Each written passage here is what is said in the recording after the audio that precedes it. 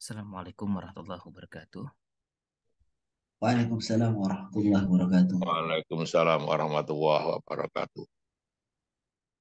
Innalhamdulillah nahmaduhu wa nasta'inuhu wa nastaghfiruh wa na'udzu billahi min syururi anfusina wa min sayyiati a'malina. May yahdihillahu fala mudilla lahu wa may yudlil fala hadiyalah. Wa asyhadu an la ilaha illallah wahdahu la syarika lah wa asyhadu anna Muhammadan abduhu wa rasuluh. Allahumma shalli wa sallim ala nabiyyina Muhammad wa ala alihi wa sahbihi ajmain amma ba'd.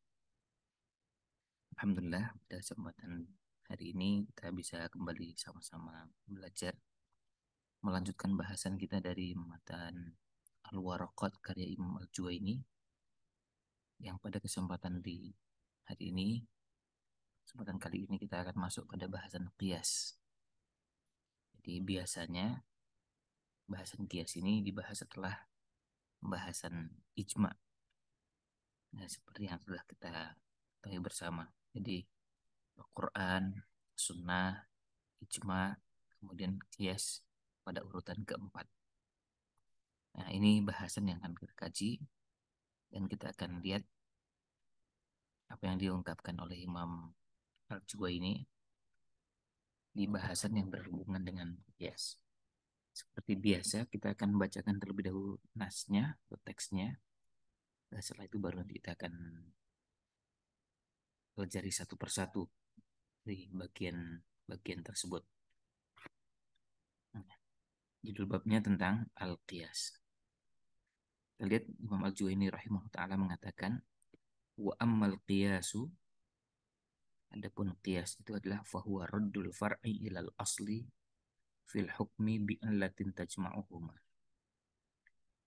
Adapun qiyas itu adalah mengembalikan cabang ke pokoknya, ke asalnya. Fil hukmi dalam hukum. Maksudnya mengembalikan hukum asal ke mengembalikan hukum cabang mengikuti hukum asal bi'illatin tajma'uhuma dengan illah yang mengumpulkan keduanya. Ini definisi qiyas. Ya, tentu nanti akan dijelaskan lebih lanjut dan untuk selanjutnya kita akan coba bacakan saja teksnya, kemudian nanti akan kita masuk ke bagian per bagiannya. Wa huwa yanqasimu ila salasati aqsam. Qiyas itu terbagi menjadi tiga jenis. Yang pertama qiyasu illah, qiyas illah. Yang kedua qiyas dalalah. Yang ketiga qiyasu syabah. Beda qiyas illah, qiyas syabah adalah dalalah dan qiyas syabah. Nah, tentu karena ini jadi istilah tidak diterjemahkan.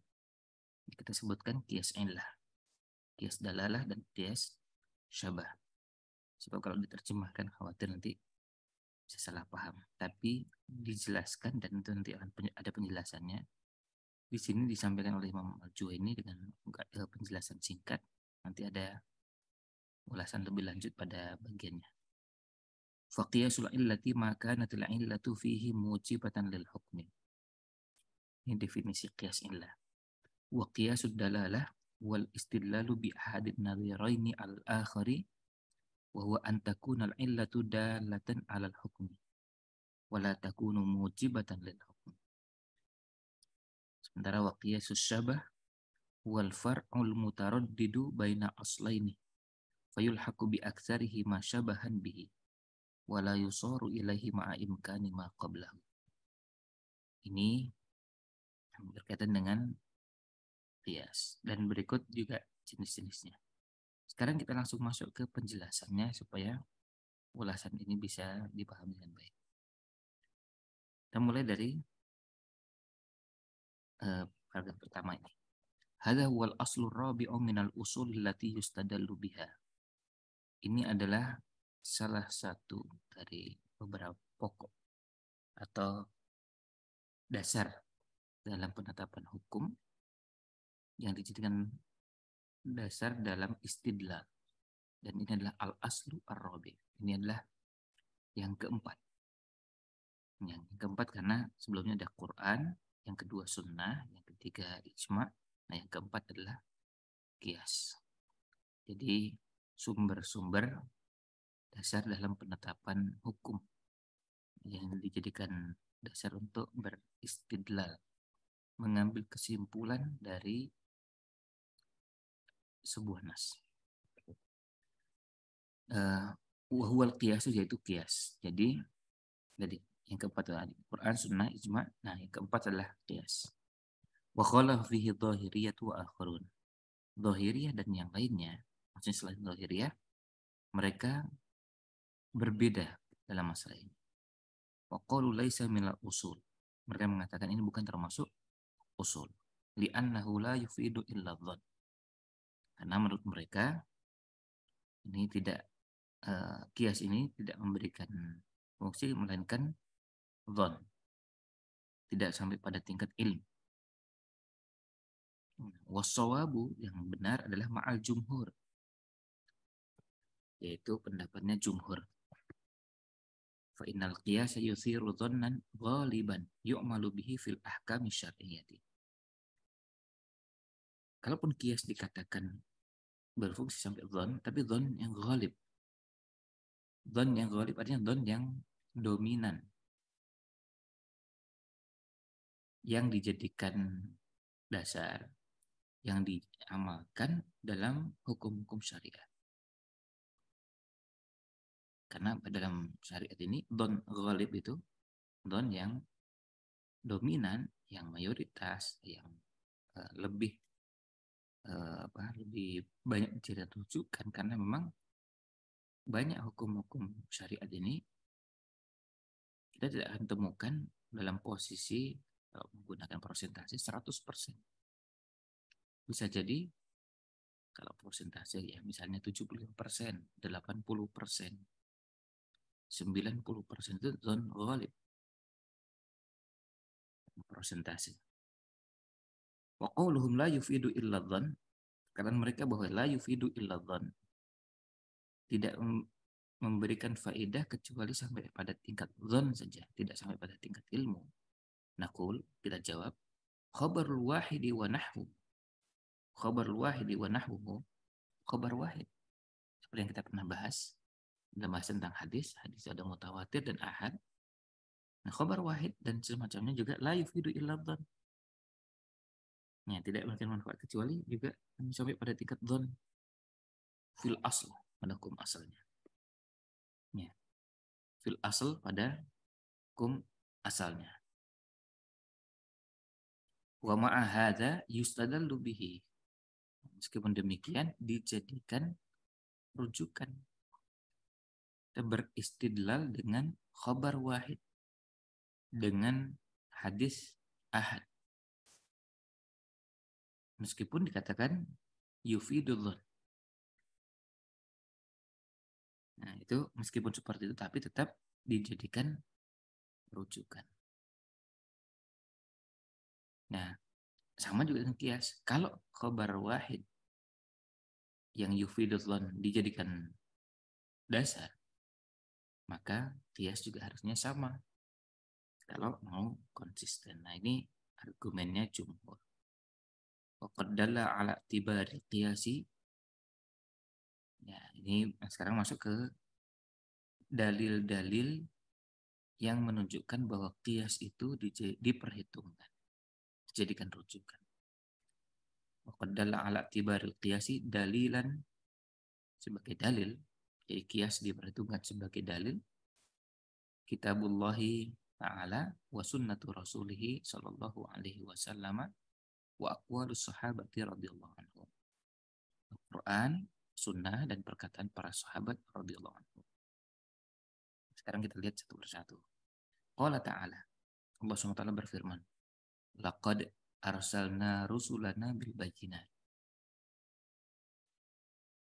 Sungguh telah kami utus rasul-rasul kami dengan al-bayyinat, dengan membawa penjelasan-penjelasan. Wa anzalna ma'ahumul kitab, dan kami turunkan bersama mereka kitab. Dan kitab suci yang Allah turunkan kepada para rasul. Wal mizan. Nah, wal mizan. Nanti akan ada penjelasan mizan itu artinya. liyaquman nasu bil qist, agar manusia menetapkan hukum dengan adil. Ini surat Al-Hadid ayat 20. Nah, di sini diberikan penjelasan wal mizan. Mizan di sini matu zanubihil Mizan itu adalah timbangan untuk mengukur banyak hal, banyak persoalan. Wa yuqayasu bihi bayanaha. Jadi diperhitungkan hal-hal yang berhubungan dengan persoalan tadi. Jadi mizan, timbangan itu menjadi takaran atau ukuran untuk mengukur banyak persoalan. Dan Allah menjelaskan bahwa selain diturunkan Quran juga diturunkan mizan. Sebab tidak mungkin kitab yang diturunkan baik kepada para nabi dan rasul sebelumnya sampai nabi dan rasul terakhir bisa menyelesaikan semua persoalan kalau hanya mengandalkan nasnya saja.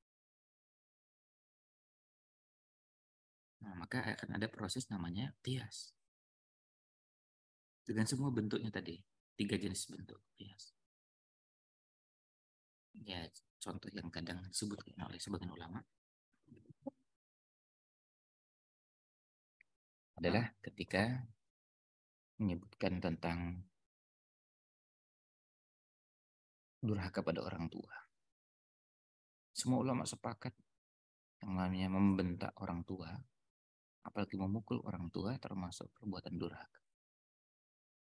Pertanyaannya adalah mana dalilnya? Tidak ada ayat Al-Quran yang mengatakan jangan kalian memukul orang tua. Tidak ada nasnya. Dalil yang ada tidak menunjukkan larangan memukul.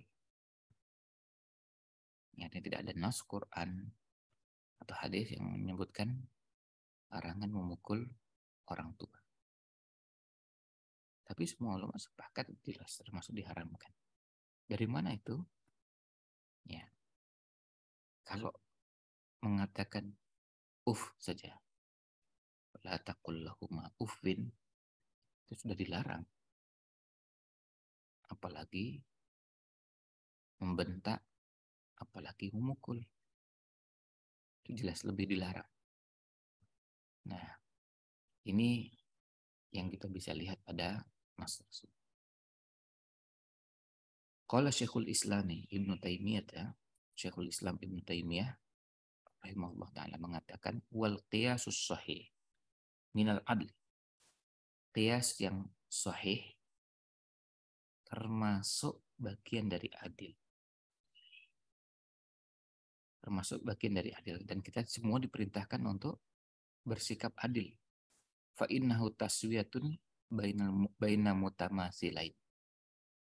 Karena itu termasuk menyamakan antara dua hal yang mirip. Yang menyamakan antara dua hal yang mirip. Mutamatsilain. Jadi itu menjadi kaidah. Kaidah dalam adil. Menyamakan dua hal yang sama atau punya kemiripan. Wa tafriqun bainal mukhtalifain, dan membedakan antara dua hal yang berbeda. Bahasa gampangnya menyamakan yang sama, membedakan yang beda. Itulah yang namanya adil. Jadi menempatkan sesuatu pada tempatnya, yang sama disamakan, yang beda dibedakan.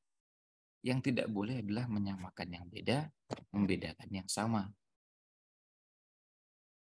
Nah, kalau menyamakan yang sama, yang mirip, lalu membedakan yang berbeda, itu memang termasuk prinsip dalam kehidupan kita. Bukan hanya dalam Quran, dalam hadis, dalam kehidupan sehari-hari kita melakukan hal tersebut. Kita mengatakan misalnya kendaraan yang satu dengan yang lainnya, lalu kita mengatakan ini sama, karena memang punya kemiripan. lalu dikelompokkan yang sama. Kemudian kita bicara tentang perangkat alat komunikasi. Oh, ini sistemnya dengan menggunakan Android. Yang sesama Android ini disatukan. Jadi yang berbeda lagi ada yang namanya iOS. Jadi ada hal-hal yang punya kemiripan dijadikan satu. Yang berbeda dibedakan. Oh, ini sistemnya begitu. Nah, banyak hal. Seperti halnya anak-anak sekolah juga. Anak sekolah dikumpulkan dalam satu kelas, kelas 1. Ya karena memang mutamasi. Jadi karena memang mirip-mirip, berdekatan. Meskipun kita yakin pada bagian-bagian tertentu pasti beda. Tapi secara umum ada kemiripan, ada kedekatan. Anak kelas 1 dengan kelas 1. Kelas 2 dengan kelas 2. Punya kemiripan, punya kedekatan. Maka digabungkan. Nah, yang jelas berbeda kalau kelas 1 SD dengan kelas 1 SMP dengan kelas 1 SMA dengan semester 1. Jelas berbeda, maka harus dibedakan. Dibedakan kelasnya, dibedakan ruangnya, dibedakan pelajarannya, dibedakan pengajarnya, dibedakan kurikulumnya, dibedakan. Dan itu dibenarkan pembedaan-pembedaan itu karena memang hasilnya berbeda. Banyak perbedaannya yang menjadi pertimbangan sehingga dipisahkan. Tidak bisa mengatakan kan sama-sama kelas 1. Oh iya. Tapi ini kelas 1 SD, sana kelas 1 SMP. Terlalu jauh perbedaan. Apalagi nanti yang kelas 1 SMA, belum lagi kalau yang sampai semester 1 kuliah. Yang terlalu jauh meskipun angka satunya sama. Karena terlalu banyak perbedaannya akhirnya dipisahkan. Ini tafriqun bainal mukhtalifain. Karena memang perbedaannya terlalu banyak. Nah, ini yang dikatakan sebagai adil. Taswiyatun bainal mutamathilain wa tafriqun bainal mukhtalifain. Selanjutnya, wa minas sunnah. Nah, ini dari sunnah. Nah, termasuk jadi argumen dari sunnah yang menunjukkan menunjukkan adanya kias. Tentu banyak. Ya. Ini cuma contoh. Dan contoh kadang dicukupkan dengan satu untuk menunjukkan hal tersebut. Ma warada an Abi Hurairah radhiyallahu an. Hadis yang diriwayatkan oleh Abu Hurairah radhiyallahu an, anna rajulan, bahwa seseorang atan Nabiyya sallallahu alaihi wasallam, datang menemui Nabi sallallahu alaihi wasallam. Faqala, lalu beliau bersabda,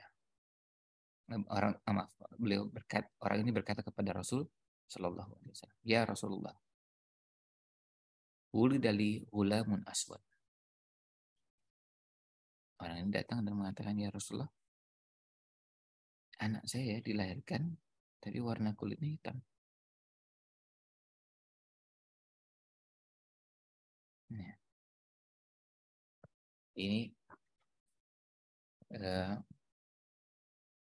orang ini menceritakan tentang warna kulit anaknya yang berbeda dengan dirinya. Nah, berbeda dengan dirinya yang warna kulitnya tidak sama.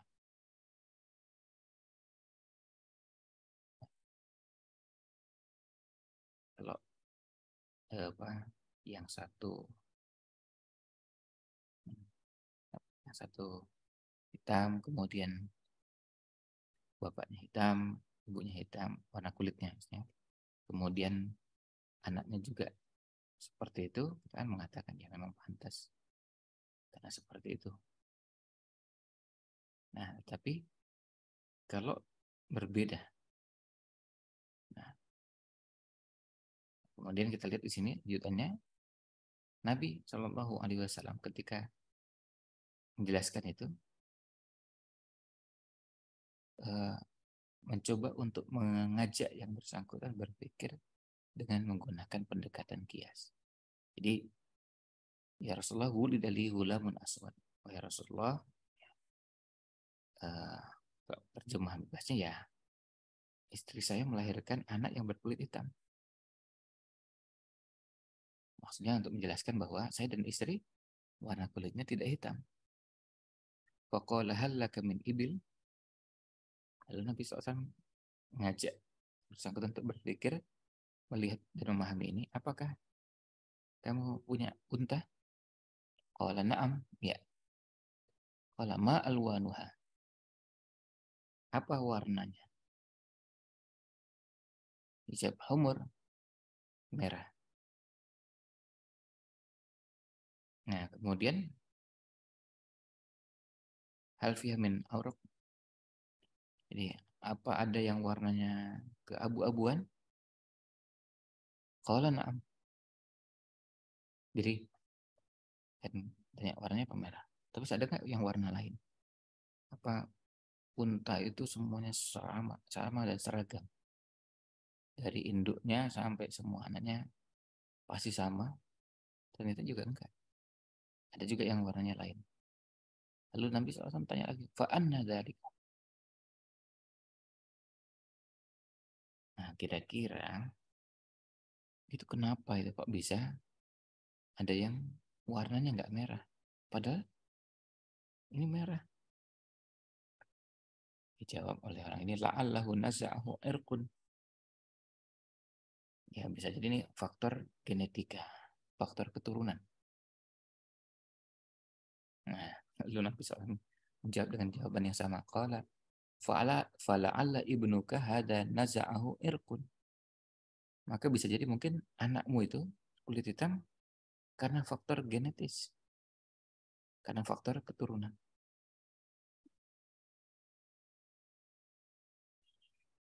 Karena faktor keturunan. Jadi artinya kalau warnanya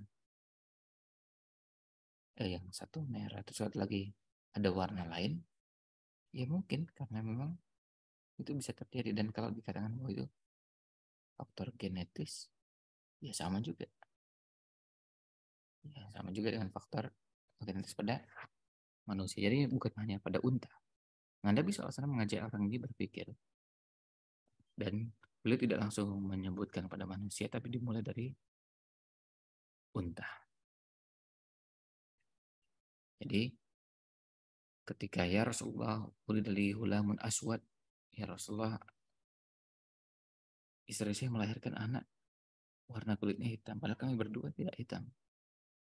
Qala hal laka min ibil, apakah punya unta? Dijawabkan na'am. Ma alwanuha, apa warnanya? Qala humur, warnanya merah. Hal laka fiha min auraq, apakah ada yang warnanya keabu-abuan? Dijawabnya ada juga. Ya, yang warnanya keabu-abuan. Terus tanya, fa'anna dzalika, dari mana itu? La'allahu naza'ahu irqun, ya bisa jadi itu faktor keturunan, ya. Kalau begitu ya sama, fala'alla ibnuka hadza naza'ahu irqun. Nah, ini contoh menggunakan kias. Jadi membandingkan pada makhluk lain, itu pada hewan, pada unta. Karena ada kemiripan kasus. Unta juga begitu. Unta juga dengan induk yang warnanya sama, anaknya tidak selalu semuanya 100% sama semua, pasti sama. Bisa terjadi ada yang anaknya lahir dalam warna yang berbeda dengan induknya. Nah, kalau itu sana bisa, di sini juga bisa. Nah, dari situ bisa dipahami. Nah, itu namanya qiyas. Kalau Ibnu Arabi, Imam Ibnu Arabi mengatakan fihi dalilun ala sihhatil qiyasi wal i'tibari bin nadhir. Ini dalil bahwa qiyas itu benar bisa digunakan. Sahnya menggunakan qiyas. Dan benarnya menggunakan nadhir yang punya kemiripan, yang serupa, yang punya kesamaan. Itu dasar dari hadis. Selanjutnya, wa min aqwalis sahabati, di antara perkataan sahabat yang menunjukkan qiyas adalah ma warada fi kitab Umar bin Khattab radhiyallahu anhu. Yaitu yang diriwayatkan dari suratnya Umar bin Khattab ila qadihi Abi Musa al-Asy'ari radhiyallahu anhu. Kepada qadinya yaitu Abu Musa al-Asy'ari radhiyallahu anhu. Wa fihi, dalam surat tersebut, tsummal fahma al-fahma fima adla alaika mimma warada alaika mimma laisa fi Qur'anin wala sunnatin.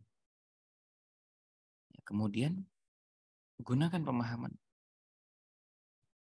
pemahaman terhadap apa yang bisa kau pahami dari apa yang Anda hadapi. Yang tidak terdapat dalam Quran juga tidak terdapat dalam sunnah. Artinya pemahaman tentang Quran dan sunnahnya itu jelas pemahaman yang prioritas, yang utama dan yang pertama. Setelah tidak ada di Quran, tidak ada di sunnah, lalu mendapati ada yang mirip dengan itu. Mirip dengan yang ada di Quran, mirip dengan yang ada di sunnah. Maka coba dipahami dari situ. Summa qayisil umura indaka wa'rifil amsal. Lalu kiaskanlah, bandingkanlah hal-hal tersebut dan ketahuilah al-amsal. Dan ketahuilah al-amsal. Ketahuilah ada yang punya kesamaan. Suma'min fima tara ila ahabbiha ila Allahi wa asbahiha bilhaq. Kemudian secara sengaja diarahkanlah kepada apa yang menurutmu lebih dicintai oleh Allah dan lebih mirip dengan kebenaran. Lebih punya kemiripan, kesamaan dengan kebenaran. Nah, di sini Umar bin Khattab radhiyallahu anhu juga menjelaskan tentang qiyas. Karena persoalan kehidupan ini kalau mau mengandalkan ayat Al-Quran terbatas. Ayat Al-Quran tidak mungkin bertambah. Hadis juga tidak mungkin bertambah. Hadis ya cuma segitu aja. Meskipun hadis tentunya sudah banyak juga, ribuan. Quran juga begitu, ayatnya ribuan. Tapi tetap persoalan kehidupan ini akan terus banyak dan tidak mungkin semuanya mengandalkan ayat Quran dan hadis secara tekstual. Tidak mungkin mengandalkan itu. Maka apa? Maka akan ada proses yang namanya qiyas. Karena ada kemiripan dengan yang sudah ada. Nah, ini suratnya Umar bin Khattab kepada qadhinya yaitu Abu Musa al-Asy'ari.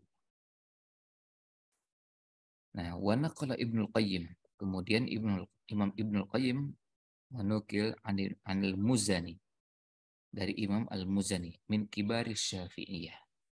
Salah seorang ulama besar di mazhab Syafi'i. Annahu qala.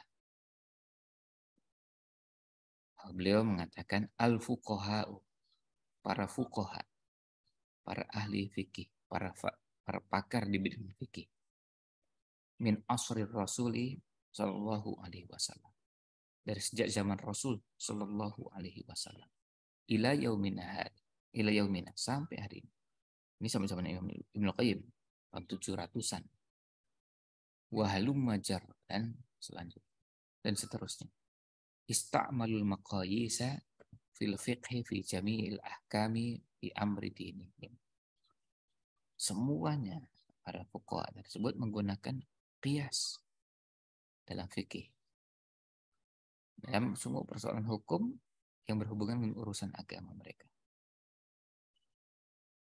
Saya bicara tentang sholat, bicara tentang puasa, bicara tentang ukuran, ya, ukuran ini dan itu, maka dikiaskanlah ini. Karena nggak mungkin semuanya menggunakan teks Quran atau hadis, akan sangat banyak sekali. Tapi ada yang bisa dikiaskan. Misalnya, cara mengerjakan sholat. Kemudian, apakah sholat yang lain perlu diberikan tuntunan khusus dengan cara tersebut? Oh enggak, sudah cukup dengan yang sudah ada. Lalu kemudian dibandingkan, ada kemiripan, ada hukum asal, ada hukum cabangnya. Karena ada kesamaan ilahnya, lalu dikiaskan. Nah, intinya adalah proses kias ini adalah proses yang umum dilakukan oleh para ulama sejak zaman Rasul Sallallahu Alaihi Wasallam. Qala wa ajma'u ala anna nadhir al-haqqi haqqun wa nadhir al-batili batil. Dan mereka semua sepakat bahwa yang punya kemiripan atau sama dengan hak itu adalah berarti hak juga. Ada kemiripan. Jadi sebaliknya wa nadhir al-batili batilun. Dan yang mirip punya kesamaan dengan kebatilan itulah batil. Yang hak itu hak, yang batil itu batil. Nah, ada yang mirip, ada yang punya kesamaan. Maka dibawa kepada hukum yang sama. Yang salah adalah kalau yang mirip dan punya kesamaan dengan hak lalu dikatakan batil. Atau sebaliknya yang punya kesamaan dengan kebatilan dikatakan hak. Nah, ini jelas tidak mungkin. Kehidupan sehari-hari kita melakukan itu semua. Menyamakannya. Sama, membedakannya. Beda. Yang punya kesamaan kemiripan dengan hak, maka kita ikutkan kepada al-haq. Yang punya kemiripan dengan batil, maka kita ikutkan dengan yang batil. Jadi, ini namanya membawa pada yang punya kesamaan. Dan itu sudah lumrah, sudah umum. Ini ada pada banyak hal yang berhubungan dengan dalam kehidupan sehari-hari. Nah, ini nanti kemudian beliau akan lanjutkan dengan pembahasan yang berhubungan dengan definisi qiyas. Beliau sampaikan wa amal qiyasu, adapun qiyas itu fahuwa raddul far'i ilal asl. Qiyas itu adalah mengembalikan cabang kepada pokoknya. Nah, pembahasan ini dibahas dalam dua bahasan. Pertama, definisi secara bahasa. Qiyas lughatan at-taqdir wal musawat. Qiyas itu secara bahasanya mengukur dan menyamakan. Mengukur, menakar, menimbang. Itu namanya qiyas. Aqulu qistu thawba bidhira. Saya mengukur baju ini dengan zira. Ini ukuran dengan panjang lengan,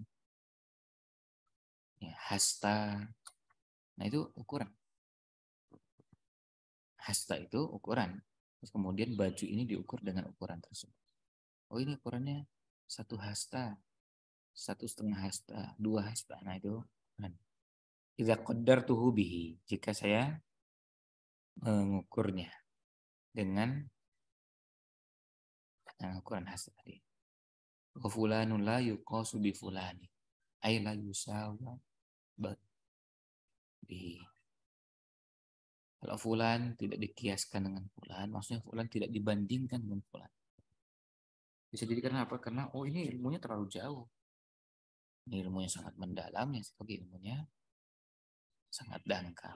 Maka tidak dibandingkan. Namanya tidak dikiaskan. Nah, kemudian wastilahan menurut istilah raddul far'i ilal asli fil hukmi bi'illatin tajma'uhuma.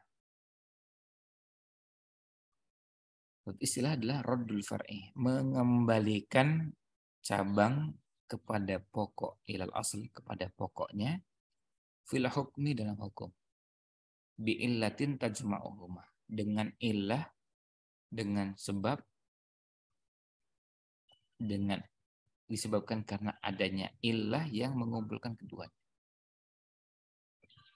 Kata illah ini sebaiknya memang kita pertahankan apa adanya, karena kata illah ini akan kurang pas kalau diterjemahkan dengan sebab. Illah itu ya illah. Nanti meskipun illah itu yang punya kemiripan dekat dengan itu adalah sebab. Terjemahan yang dekat. Tapi kita tidak bisa mengatakan bahwa illah itu sepenuhnya sama dengan sebab. Wal ba fi qawlihi bi illatin sababiyah. Ba pada kata bi illatin. Ba di situ ba sababiyah. Ai bisa babi illatin, disebabkan karena illah. Wa makna raddul far'i ilal asli ja'alahu musawiyan lahu wa raji'an ilaihi fil hukmi. Makna raddul far'i ilal asli, maksudnya adalah ja'alahu musawiyan lahu wa raji'an ilaihi fil hukmi. Maksudnya menjadikan sama, mengembalikan hukum cabang ke hukum asalnya. Haitsu innal far'a lam yarid fi bayani hukmihi nasun wala ijma'un. Di mana pada far'nya ini, pada cabangnya ini tidak ada penjelasan hukumnya baik dalam bentuk nas Quran atau hadis maupun ijma'. Jadi tidak ada nas. Kalau ada nas tidak boleh kias. Kalau ada nas ya sudah, kiasnya diabaikan. Tapi kalau tidak ada, nah di sini baru bisa. Jadi hukum yang ada pada cabang itu diikutkan, dibawa, disamakan dengan yang ada di al-asl, pokoknya. Li'anna mawdu' al-qiyasi talabu ahkamil furu'il maskuti anha. Karena yang namanya qiyas itu adalah talabu ahkamil furu'il maskuti anha. Cari hukum-hukum furu', hukum-hukum yang ada pada cabang al-maskuti anha, yang tidak ada nasnya, yang didiamkan, maksudnya tidak ada nas yang menyebutkan itu, atau tidak ada pernyataan yang menjelaskan tentang hal tersebut. Allati lam yarid fiha nasun wala ijma'un. Di mana di situ tidak ada nas maupun ijma' yang menjelaskan hal tersebut. Misalnya menjelaskan bahwa hukum hal tersebut haram, itu kalau ada nasnya. Atau hukumnya ini wajib, ini hukumnya mubah, nah itu ada nasnya. Kalau tidak ada, maka disinilah yang namanya proses qiyas. Fa idza wujidat illatul asli fil far'i u'tiya hukmal asli. Jika ditemukan illah pada, ya, illah al-asl, illah yang ada pada pokoknya. Illah tersebut ditemukan pada apa? Ditemukan pada hukum far'. Jadi ada asal, ada far'. Al-asl itu pokoknya, far' itu ada cabangnya. Ternyata ada kesamaan illahnya. Maka hukum far' tersebut mengikuti hukum asalnya. Karena punya kesamaan. Nah, supaya jelas biasanya pakai contoh. Misaluhu qiyasul arruzi 'alal burri fi jarayanir riba. Mengkiaskan beras dengan bur, dengan gandum pada pemberlakuan riba. Jadi kalau di gandum itu bisa ada riba, maka pada beras juga bisa terjadi riba. wal illatul lati tajma'uhuma hiya ta'mu wal kailu. Masal. Illahnya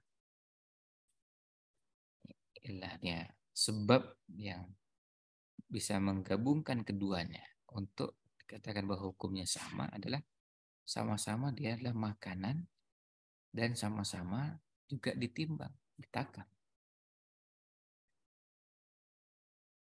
Ini contohnya. Nah, itu karena apa? Karena pada gandum ada nasnya, tapi beras nggak ada. Maka pada penetapan bahwa beras juga bisa berlaku hukum riba, itu didasarkan pada adanya kemiripan ilahnya. Ilahnya apa? Ilahnya karena sama-sama makanan, sama-sama juga ya ditimbang, ditakar.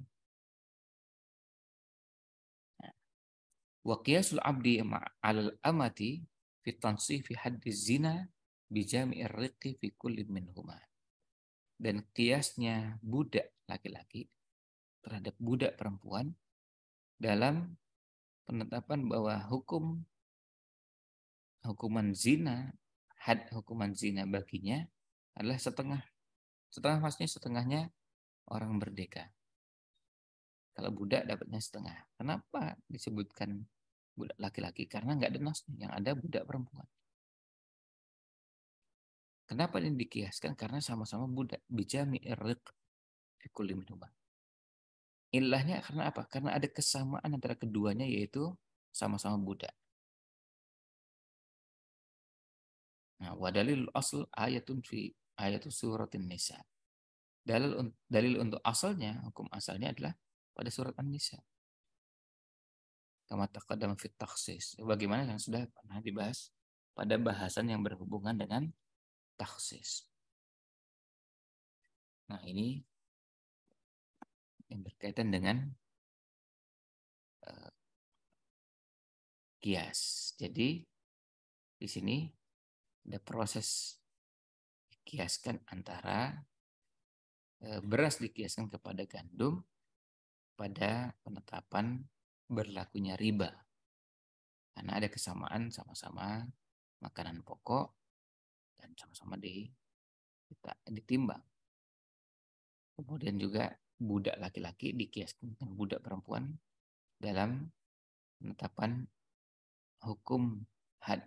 Jika melakukan perbuatan zina, mereka diberikan hukuman setengah orang merdeka.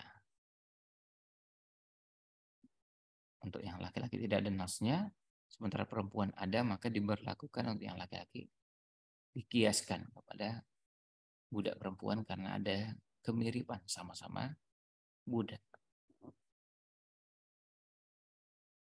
Nah, itu namanya ilah. Nah, nanti pada pembahasan berikutnya, insya Allah akan ada bahasan yang berhubungan dengan arkanul qiyas. Rukun-rukunnya qiyas. Ini untuk membantu kita memahami pembahasan qiyas ini. Dan pembahasan qiyas ini memang pembahasannya agak berat. Bahkan oleh sebagian ulama sebutkan bahwa termasuk bahasan paling sulit di dalam usul fikih. Di antara bahasan paling rumit adalah tentang qiyas. Tapi insya Allah pembahasan kita kalau dari buku ini masih di bahasan untuk awal, belum sampai pada bahasan yang rumit dan mendalam. Maksudnya bukan pada bahasan-bahasan yang sulit bisa dipahami. Tapi paling tidak dasar-dasarnya sudah sampai. Nah, ini sampai di sini bahasan yang berkaitan dengan qiyas. Sampai di bahasan tentang definisi qiyas. Insya Allah nanti pada bahasan berikutnya akan ada bahasan yang berhubungan dengan rukun qiyas. Ini yang kita bahas pada kesempatan pagi ini, ada 3 halaman. Mudah-mudahan ada manfaat yang kita bisa ambil. Mohon maaf jika kurang berkenan. Wallahu a'lam. Wassalamualaikum warahmatullahi wabarakatuh. Wa ala alihi wa sahbihi wasallam.